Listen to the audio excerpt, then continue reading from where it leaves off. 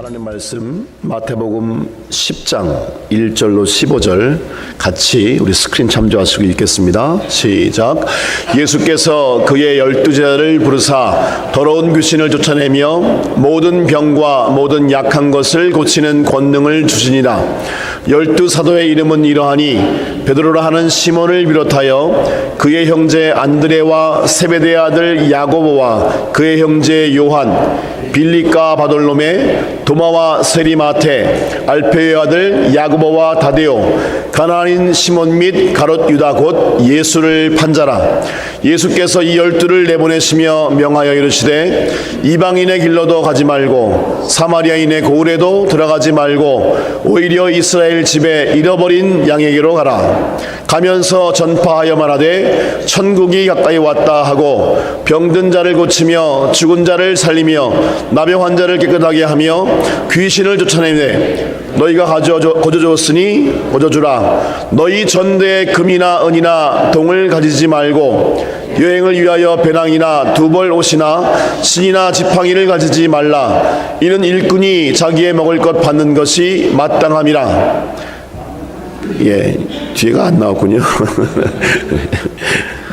예, 뒤에는 뭐 오늘 말씀에 잘 안 나오는 말씀입니다. 거기까지만 읽겠습니다.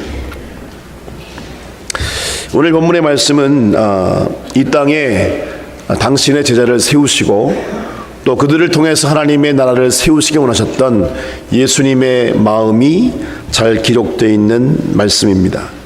그래서 오늘 함께 읽은 본 말씀을 가지고 제자를 부르시다 라는 제목의 말씀을 함께 생각해 보려고 합니다.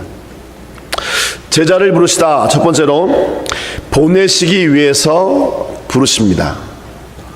예수님은 당신의 사람들을 부르시는데 그냥 끼고 계시려고 부르시는 것이 아니라 보내시기 위해서 부르시는 거예요. 다시 말하면 예수님의 부르심에는 언제든지 사명이 있다. 예수님의 부르심에는 언제든지 보내시는 사명이 있다는 말씀이에요. 1절 보시면 말씀하시기를 예수께서 그의 12제자를 부르사라고 했어요. 부르사. 2절 보시면 12사도의 이름은 이러하니 베드로라 하는 시몬을 비롯하여 그의 형제 안드레와 세베대의 아들 야고보와 그의 형제 요한, 빌립과 바돌로메, 도마와 세리마테, 알페오의 아들 야고보와 다데오, 가나안인 시몬 및 가롯 유다 곧 예수를 판자라. 예수께서 이 12를 내보내시며 명하여 이르시되 라고 말씀하세요. 부르셨고요, 예수님이 그들을 내보내시면서 말씀하셨다. 부르신 사람들을 보내시고 있는 예수님의 모습을 볼 수가 있습니다. 여러분, 어떤 사람들 보내고 있습니까? 어떤 사람들을 보내고 있어요? 보시면 베드로, 안드레, 야고보, 요한, 빌립, 도마, 마태, 기라성 같은 하나님의 종들이에요. 그런데 예수님 보내실 땐 그들이 그렇게 기라성 같지 않았습니다. 어부였고 세리였고 그냥 민초들이었어요. 어쨌든 예수님이 사도들을 보내시고 계십니다. 사도들. 그러면 생각하기를 예수님이 특별한 어떤 사람들, 몇몇 사람들만 보내시는가 라고 생각하고 있지만 그렇지 않습니다. 누가복음 9장 보시면 이와 똑같은 본문이 나와요. 12를 보내는데 또 10장에 보시면 다시 70인을 세워서 동일하게 보내시고 있는 예수님 모습을 볼 수 있습니다. 무슨 말인가 하면 예수님은 특별한 탁월한 몇몇을 보내는 게 아니에요. 당신이 부르신 모든 사람들을 세상에 보내신다. 어디로 보내시는가? 누구에게 보내시는가? 5절 한번 읽어볼까요? 5절 보시면 같이 읽습니다. 시작.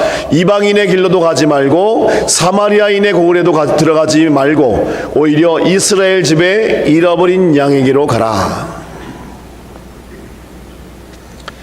말씀하시기를 이방인의 길로 가지 말라. 사마리아인들의 고을로 들어가지 말라. 그런데 이스라엘 집에 잃어버린 양에게는 가라라고 말씀하세요. 무슨 말씀일까요? 예수님이 이방인들과 사마리아인들에게는 관심이 없다는 말씀입니까? 그렇지 않습니다. 요한복음 4장 보시면 예수님이 비난을 받을 수 있는 위험한 상황을 무릅쓰고 예수님 스스로 사마리아로 들어가서 가장 부정했던 여인을 만나 복음을 전하시는 장면이 있어요. 여기서 가지 말라는 말씀은 절대로 가면 안 된다는 말씀이 아니에요. 가야 할 곳이 아니란 말씀이 아니에요. 이 말씀은 이방인의 길로도 가지 말고 사마리아인의 고래도 들어가지 말고, 이 말씀은 가지 말라는 말씀이 아니라 이스라엘의 집으로 가라라는 거예요. 이스라엘의 잃어버린 양에게로 가라. 가야 할 곳이 있다. 가지 말라는 말씀이 아니라 먼저 가야 할 곳이 있다. 집중의 원리를 말씀하고 있어요. 예수님이 잃어버린 이스라엘의 어린 양들에게 먼저 보내심 받았다는 말씀.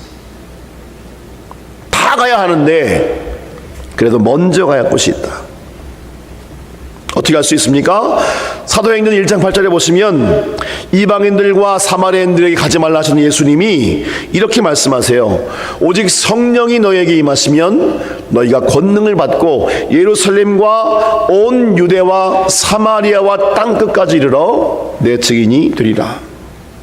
내일은 성령을 받고 예루살렘과 온 유대와 사마리아와 땅끝까지 나가야 하는데, 오늘은 주님 보내시는 이스라엘을 집중해라.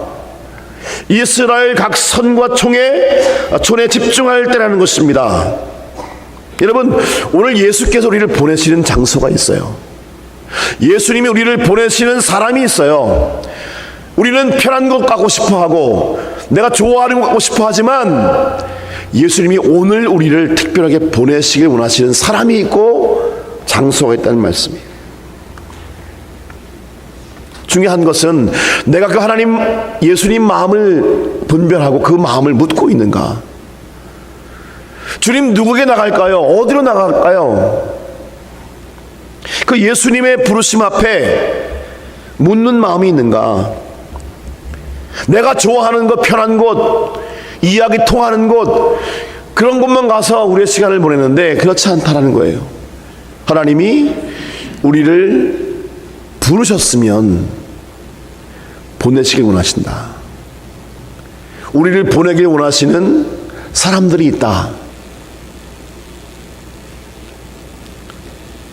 예수님께 묻고 그곳으로 나갈 수 있는 우리 모두 되시길 주님으로 축복합니다. 그것은 사도 바울의 삶에도 잘 나타나 있어요. 여러분, 사도 바울은 탁월한 전도자였습니다. 성경이 그를 어떤 사람이라고 말하고 있습니까? 어떤 전도자? 이방인을 위한 사도다. 이방인을 위해 특별히 구별된 사람이다. 그런데 그렇게 이방인을 위해 특별히 구별됐던 바울이 이렇게 말씀하고 있어요. 로마서 9장 1절 보시면 이렇게 고백합니다. 나에게 큰 근심이 있는 것과 마음에 그치지 않는 고통이 있는 것을 내 양심이 성령 안에서 나와 더불어 증언하노니 나의 형제 곧 고륙의 친척을 위하여 내 자신이 저주를 받아 그리스도에게서 끊어질지라도 원하는 바로라. 이런 엄청난 고백입니다. 엄청난 고백. 형제와 고륙과 친척과 자신의 동족 이스라엘을 위해서라면, 자신의 이름이 생명책에서 지워져야 한다면 감당할 수 있는 마음이 있다는 거예요. 그만큼 간절하다는 거죠. 바울은 조국을 사랑했습니다. 동포를 사랑했어요. 하나님이 자신을 유대인으로 보내신 것은 유대인 동족을 사랑하는 그런 하나님 마음이 있는 것을 그가 알았어요. 그래서 고백하기를 나의 형제 곧 고륙의 친척을 위하여 내 자신이 저주를 받아 그리스도에게서 끊어질지라도 내가 원하는 바로라. 그런데 동족을 그토록 사랑했던 바울이 이방인의 사도가 되었다.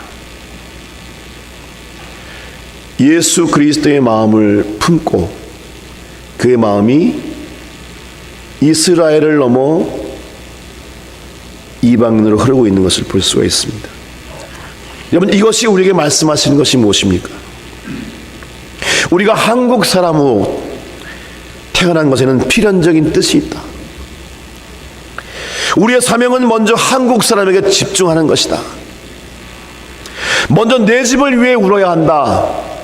여러분, 내 집을 위해 울지 않는 사람들이 남의 집을 위해 울고 있다면 이상한 거죠. 그렇잖아요? 내 집에 사람들이 죽어가고 있는데 내 집을 위해 울지 않고 다른 사람 집을 위해 울고 있다면 이상한 겁니다. 자연스럽지 않은 거예요. 사마리아와 땅끝까지 이르러 증인이 되어야 합니다. 그것이 땅끝으로 흘러가시는 예수님의 마음이에요. 그런데 땅끝으로 흘러가기 원하는 마음이 갑자기 생기는 것이 아니라는 거예요. 그것이 하나님께 온 마음이라면 그 마음은 오늘 성령의 충만함을 구하는 거예요. 그 마음은 오늘 예루살렘에 집중하는 거예요. 그래서 주님이 내게 내일이 되어서 유대와 사마리아와 땅까지 흐르러 내 증인되라 말씀하실 때에 그 마음을 붙잡고 같이 흘러가는 거예요.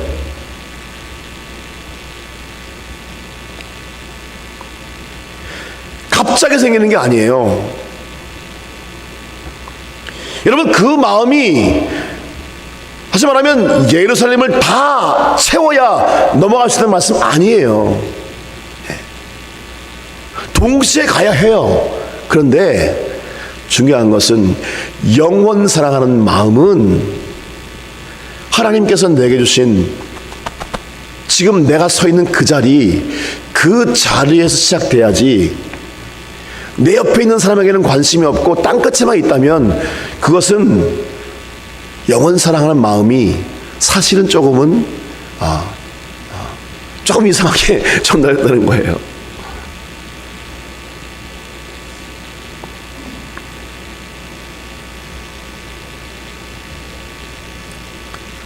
마음이 흘러넘쳐요.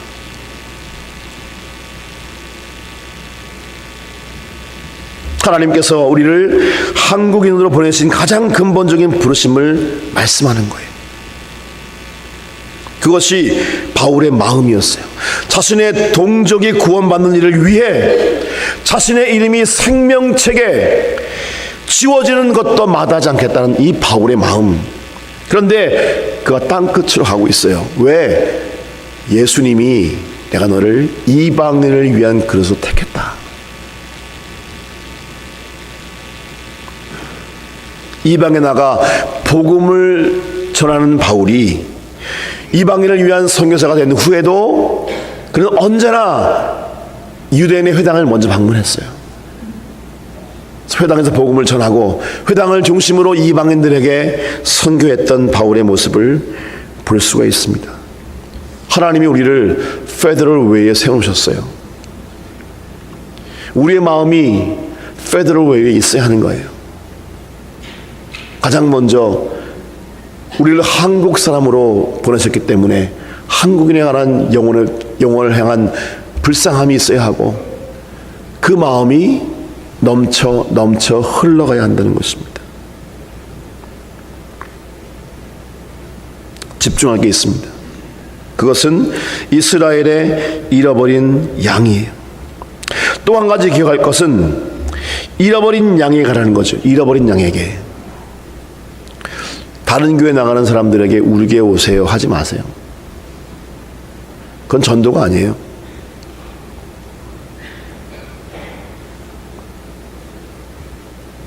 전도는 본질적으로 믿지 않는 사람들에게 하는 것입니다.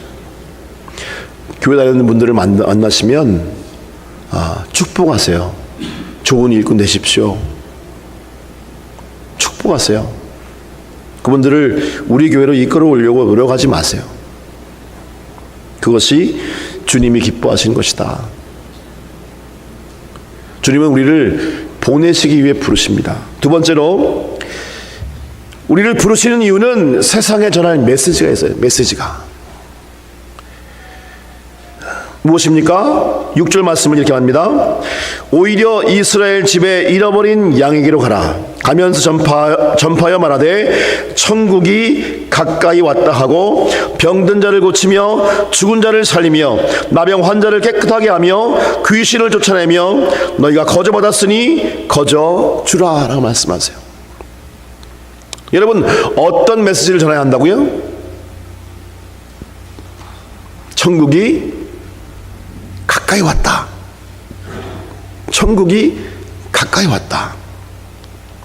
여러분, 세례 요한이 광야에 전했던 메시지가 뭡니까? 회개하라, 천국이 가까이 왔느니라. 세례 요한에게 세 받으신 예수님께서 처음 전하신 메시지가 뭡니까? 회개하라, 천국이 가까이 왔느니라. 오늘 우리가 전할 메시지가 무엇입니까? 천국이 가까이 왔다. 여러분, 일관된 메시지예요. 천국입니다. 그리스도 예수를 통하여 죄의 사함을 받고 영원한 영생을 받은 사람들에게 받은 사람이 전할 메시지는 바로 천국이에요. 천국. 근데 오늘날 우리들의 화두가 무엇인가? 우리가 사람을 만날 때 가장 많이 얘기하는 게 무엇인가? 촛불이 몇 명이래, 태극기가 몇 명이래, 그런 거 말씀하지 마세요. 요즘 얼마나 한국이 정말 위기입니다. 정치하는 사람들이 자기의 성향을 이용해서 표를 얻기 위해 가지고 이 국민들을 완전히 양극화시켜놨어요. 정말 나쁜 사람들입니다. 정권 욕밖에 없어요. 돌아다니는 그런 이 카톡 내용들을 보면 웃기지도 않습니다. 정말 새빨간 거짓말이다.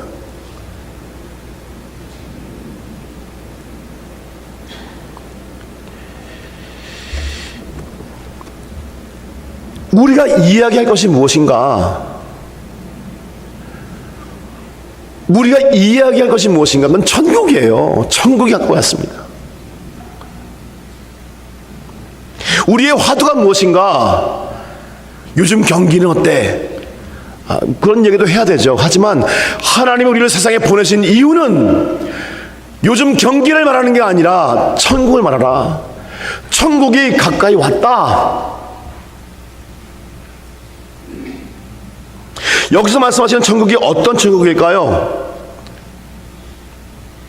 천국이면 천국이지 뭐 다른 천국인가? 같은 천국이지만 오늘 본문이 말씀하시는 천국은 우리가 생각하는 천국과 조금 다를 수 있어요. 보통 천국 하면 슬픔이 없고 아픔도 없고 눈물도 없고 너무 좋은 곳이에요. 황금길이 있고 온갖 홍보석 청보석이 치장하고 있는 휘황찬란한 영광스러운 곳. 천국은 그런 곳입니다. 좋은 곳이에요. 요한이 그렇게밖에는 표현할 수 없는 정말 아름다운 곳이에요. 그런데 여러분, 천국이 너무 좋은 곳이기 때문에 회개라는 말씀일까요? 놓치기 아까우니까 회개하는 말씀일까요?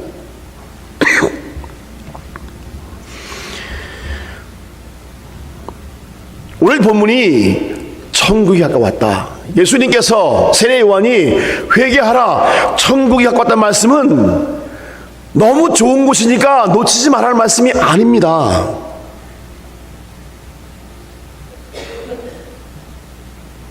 여기서 말씀하시는 천국은 하나님이 다스리는 나라가 왔다는 거예요.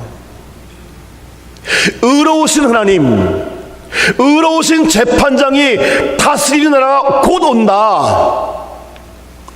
의로우신 재판장이 모든 죄를 심판하시고 모든 어둠을 걷어내시고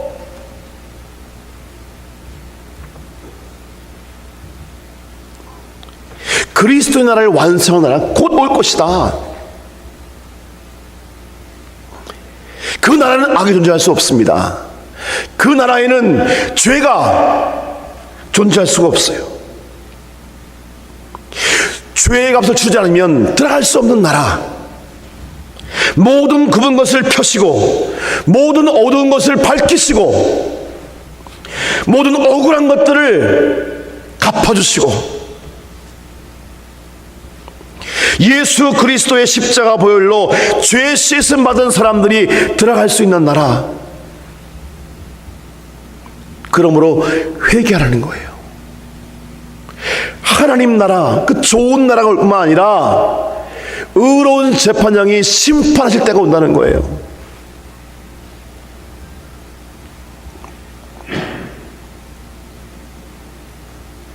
너무 좋으니까 그거 놓치지 마, 이 말이 아니에요. 의로우신 왕이 통치하실 영원한 축복과 영원한 심판이 임할 그날이 임하고 있다. 그 복음을 전해야 한다는 거예요. 그 복음을 전하기 위해서 우리를 부르시고 보내신다. 성경에 보시면 이런 천국 복음을 전파했던 사람들의 삶에 공통점이 있어요. 여러분, 복음을 가지고 세상에 나가 이 천국 복음을 전파했던 사람들 가운데 그 삶에는 공통점이 있습니다. 무엇입니까? 정말로 천국이 가까이 오는 것처럼 살았어요. 여러분, 세례 요한이 왜 광야에 살았을까요? 뷰가 좋아서요? 세례 요한이 왜 낙타트로스 입었을까요? 세례 요한이 왜 메뚜기 석전을 먹었을까요? 예수님이 왜 십자가를 향해 나갔을까요? 그들은 천국이 가까이 왔다고 메시지를 말할 뿐 아니라 정말 믿었어요. 그 삶이 임하고 있는 천국을 예비하는 삶을 살았어요. 사람들이 그들의 삶을 볼 때 천국이 가깝다고 회개하라 말하는 그 말씀을 들으면서 그들의 삶을 볼 때 아, 정말 믿는구나, 정말 오고 있구나 라고 그들을 바라본 거예요.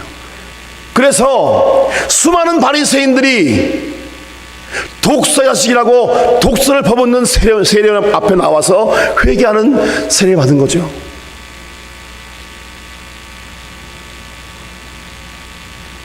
정말 믿은 거예요.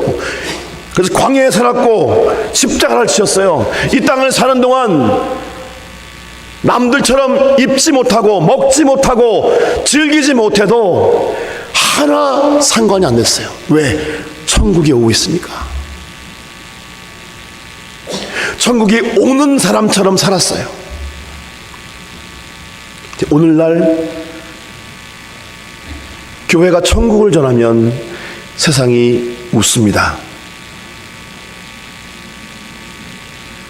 천국이 오고 있지 않는 것처럼 너무 교회가 세상을 사랑하기 때문이에요. 목사가 돈을 사랑하고 교회 리더들이 세상을 사랑하고 무슨 사건만 터지면 장로님들이 연관되어 있어요. 물론 목사도 연관되어 있습니다. 보이지가 않아요. 천국을 얘기하면 뻥치지 말라는 거예요.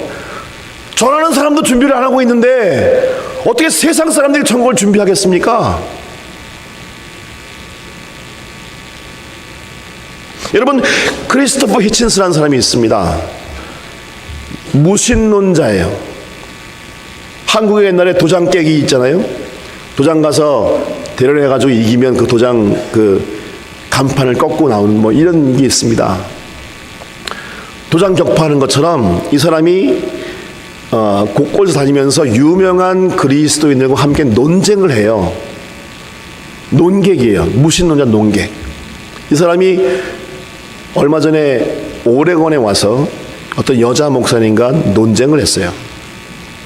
그런데 이 머릴린 쇼어이라는 이 리버럴한 여자 목사님이 이 크리스토퍼 히친스에게 질문합니다. 당신은 이제껏 성경을 글자 그대로 믿는 그런 사람들과 논쟁해 왔습니다. 예수 동정녀 탄생을 믿고 십자가 죽음과 부활을 믿고 천국을 믿는 그런 사람들과 함께 논쟁을 해왔는데 나는 그렇게 안 믿습니다. 나는 하나님이 그런 이야기들을 통해서 우리에게 교훈 주신 그것으로 믿습니다. 나는 이성적인 사람입니다. 당신은 성경을 글자 그대로 믿는 사람들하고 나 같은 그리스도인들하고 어떻게 비교할 수 있겠습니까? 어떻게 평가할 수 있겠습니까? 아마 이 여자 목사님은 그런 이 크리스토퍼 히친스를 통해서 자신이 이성적이고 이러한 믿음이 합리적인 믿음이라는 말을 듣고 싶어 했던 거예요. 그런데 이 무신론자 크리스토퍼 히친스라는 사람이 이렇게 말합니다. 만약 당신이 예수의 동정녀 탄생과 십자가의 죽음과 부활을 믿지 않는다면 당신은 어떤 의미에서도 그리스도인이 아닙니다. 당신은 크리스천이 아닙니다. 이런 믿지 않는 무신론자의 입에서 비록 믿지는 않지만 그거 안 믿으면 무슨 그리스도인이냐는 거예요. 종교인이지. 그리스도인이라 하면서 예수님이 동정녀 탄생하셨고 십자가에 죽으셨고 부활하셨고 그걸 믿으면 천국을 가고 하는 그것을 믿지 않는다면 그것이 무슨 그리스도인이냐? 그것이 삶에 아무런 의미가 없다면 그게 무슨 그리스도이냐? 너 그리스도는 아니다.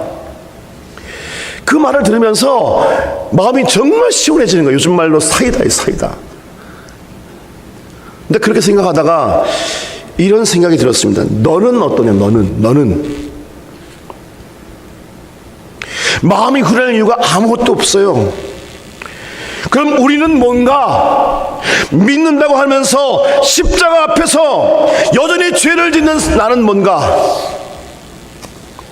천국을 받았다 하면서 세상 앞에 기죽고 여전히 떨고 있고 기가 죽고 실망하고 낙심하고 절망하는 우리는 무언가. 세상 사람들은 현미 먹고 건강을 찾는 사람은 현미만 얘기합니다. 그렇잖아요? 건강 찾으라고 현미만 얘기해요. 자기가 건강 찾은 것 그 발견한 사람은 그것만 얘기해요. 우리 이용 장로님도 막 한 게 있어요. 뭐죠? 불로초. 발견한 사람은 그것만 얘기하는 거예요. 근데 어떻게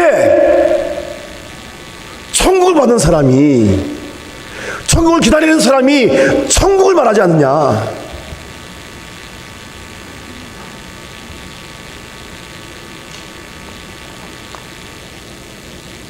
그런 우리는 도대체 뭔가? 라는 거예요. 여러분, 행복하게 원하는 사람은 행복한 사람 옆에 가요. 요즘 인문학 책들이 그런 얘기 해요. 행복하게 원하는 사람들은 행복한 사람에게 가요. 행복한 얘기 듣고 싶어서.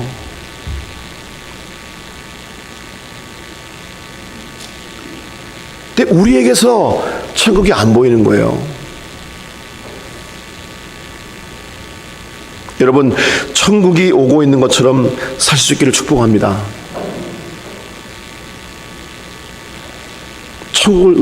천국을 우리가 화두로 삼아야 돼요. 우리의 삶의 메시지가 돼야 돼요. 마지막으로 오직 부르신 자만을 의지하라고 하십니다. 오직 부르신 자만을 의지하라. 본문은 그것을 9절 이하에 이렇게 말씀합니다. 너희 전대에 금이나 은이나 동을 가지지 말고 여행을 위하여 배낭이나 두벌 옷이나 신이나 지팡이를 가지지 말라. 이는 일꾼이 자기의 먹을 것 받는 것이 마땅함이라. 금이나 은이나 동을 가지지 말라. 두벌 옷이나 신이나 지팡이를 가지지 말라. 무슨 말입니까? 무소유를 말씀하는 거예요. 그렇잖아요. 보내심을 받은 사람들은 자기를 보내신 하나님을 의지해야 한다. 그분의 공급하심을 기대해야 된다. 무엇을 먹을까 무엇을 입을까의 문제로 이 복음 전하는 일에 주저하면 안 된다는 거예요. 오직 하나님만을 의지하고 옷 한 벌 달랑 입고 가도 그 모든 것을 공급하시는 하나님인 것을 인정하는 그런 믿음으로 나갈 때만이 복음이 능력을 발한다. 여러분, 본문에 보시면 예수께서 제자들에게 맡기시는 사역들을 보시면은요, 우리가 지난주에 함께 생각해 보았던 예수님의 사역들이에요. 7절 보시면 천국이 가까이 왔다고 전파라. 8절에 보시면 병든 자를 고치며 죽은 자를 살리며 나병 환자를 깨끗하게 하며 귀신을 쫓아내며 그 세상을 고치라는 말씀이에요. 예수님의 사역과 동일한 사역이에요. 그래서 본문에 보시면 제자들을 보내실 때 그냥 안 보내세요. 뭘 줘서 보내세요. 뭘 주세요? 권능. 우리 1절 보시면 같이 읽습니다. 시작. 예수께서 그의 12제자를 부르사 더러운 귀신을 쫓아내며 모든 병과 모든 약한 것을 고치시는 권능을 주시니라. 부르심에 순종하여 전도자의 길에 나서는 사람들에게 하나님은 필요한 권능을 주신다.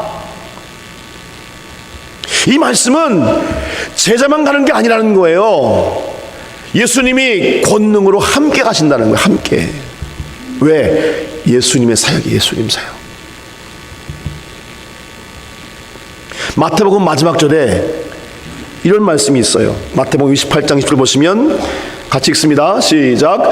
내가 너희에게 분부한 모든 것을 가르쳐 지키게 하라. 볼지어다 내가 세상 끝날까지 너희와 항상 함께 있으리라. 끝날까지 함께 하신다. 근데 기억해야 할 것은요, 이 말씀이 제가 자주 말씀드리지만 이 말씀은 자기 멋대로 살고 자기 원대로 사는 사람들에게 내가 끝날까지 함께 할게, 이 말씀이 아니에요. 이 말씀 앞에 뭐라 되어 있습니까? 너희는 가서 제자를 삼고 세례를 주고 내가 너희에게 분부한 모든 것을 가르쳐 지키게 하라. 볼지어다 내가 세상 끝날까지 너희와 누구요? 그런 일을 섬기는 너희와 항상 함께 있을 것이다. 권능으로 함께 할 것이다.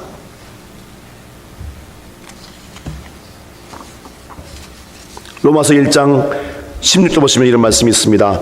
내가 복음을 부끄러워하지 아니하노니 이 복음은 모든 믿는 자에게 구원을 주시는 하나님의 능력이 됨이라.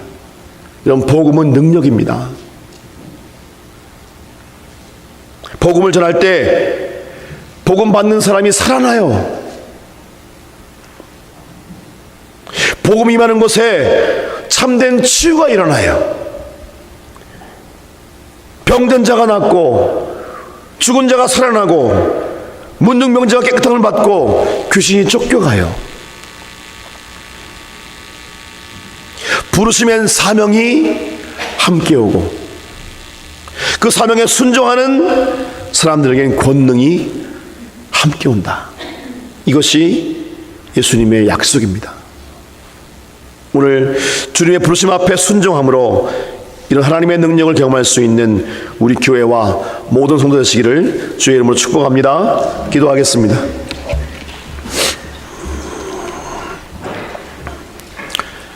하나님의 은혜를 고맙습니다.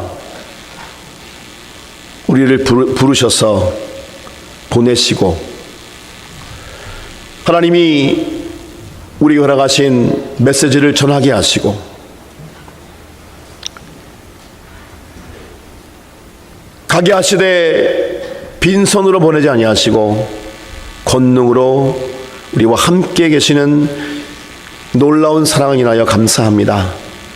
하나님 아버지, 천국을 말하면서도 세상을 사랑하는, 천국을 말하면서도 천국이 오지 않을 것처럼 살아가는 그런 삶을 내려놓을 수 있게 하시고, 이 땅을 살며 낙타토롯을 입고 메뚜기와 석청을 먹을지라도 내게 허락하신 이 천국 복음, 이 복음을 붙들고 내게 주어진 삶을 믿음으로 승리할 수 있도록 우리에게 은혜를 베풀어 주시옵소서. 그런 삶을 삶으로 우리와 함께 계시는 예수님의 권능을 늘 경험할 수 있는 우리 모두가 되게 해 주옵소서. 우리와 함께 하심을 감사하오며 살아계신 예수님의 거룩하신 이름으로 기도하옵나이다. 아멘.